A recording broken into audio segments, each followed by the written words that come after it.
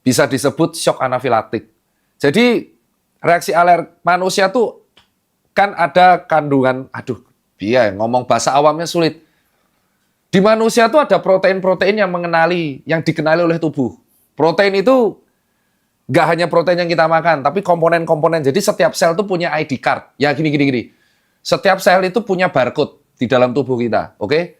Nah, kalau kita itu ada masuk makanan, ada barcode atau ada barcode yang dikenalin, ya kita nggak ada reaksi apa-apa. Paham ya? Nah, lain cerita, kalau tubuh kita tuh nggak punya database barcode tersebut. Contoh, misalkan dia ini alergi kepiting, misal. Dia nggak punya barcode-nya kepiting, terus dia makan daging kepiting dalam jumlah banyak. Nah, dia nggak punya barcode-nya. Karena nggak punya barcode-nya, tentara kita nganggapnya ini orang asing. Diseranglah kita. Ternyata efek penyerangannya itu menyebabkan reaksi sistemik. Bentol-bentol seluruh tubuh, gatal-gatal, sampai akhirnya yang paling parah reaksi gagal nafas dan penurunan tekanan darah yang sangat masif. Nah, itu adalah reaksi alergi yang bisa menyebabkan shock anafilaksis. Dan itu adalah kejadian kegawat dauratan di IGD.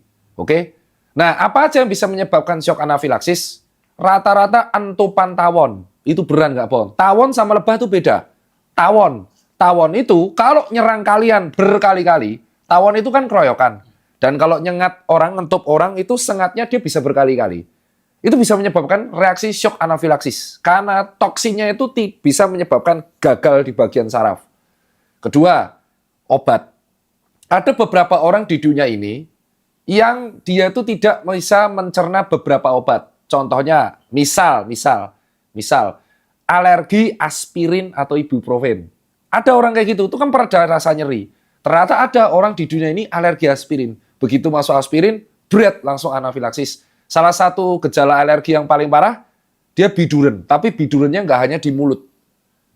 Biasanya bidurennya itu di distal. Tahu distal? Jari kaki, jari tangan, telapak, bentol-bentol. Sampai akhirnya mendekati sentral, mendekati area otak dan jantung. Nah, ketika sudah ada reaksi gagal nafas, itu bahaya banget. Dan juga bisa kayak reaksi alergi polen, benang sari. Itu yang paling sering di negara Europe, Kaukasius. Terus ada reaksi makanan seafood. Itulah kenapa kalau punya budget dan punya budget uang, salah satu medical check-up yang harus dicek adalah reaksi alergi. Karena pernah ada kejadian, dia nggak tahu dia alergi kacang. Ini kejadian di IGD saya dulu. Dia nggak tahu dia alergi kacang, nggak tahu, terus makan kacang.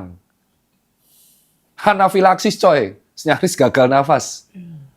Nah itu buat teman-teman sekalian.